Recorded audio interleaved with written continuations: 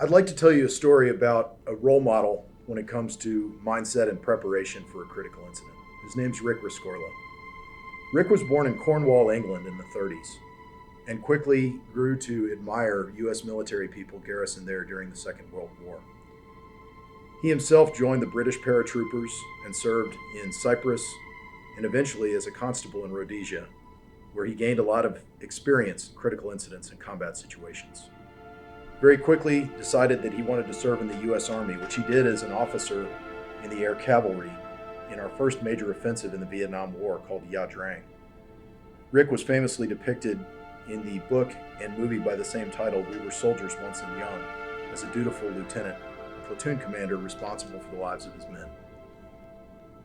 After retirement from the Army, Rick became vice president of corporate security for the Dean Witter Morgan Stanley Company when the World Trade Center was bombed for the first time in 1993. He led the evacuation that day and stayed in a smoldering building for 12 hours helping firefighters rescue trapped survivors. Not long thereafter, he conducted an assessment where he actually predicted that airplanes could be used as weapons against the World Trade Center. Rescorla again led the evacuation on 9/11/2001 from the World Trade Center and was last seen going upstairs into the burning building, conducting a final sweep for survivors.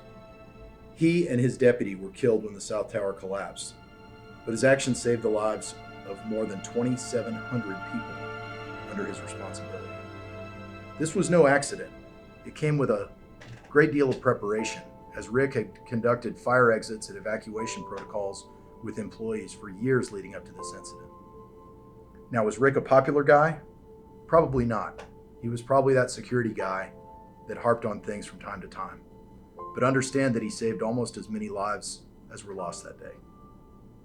Let's try to be more like Rick Rescorla.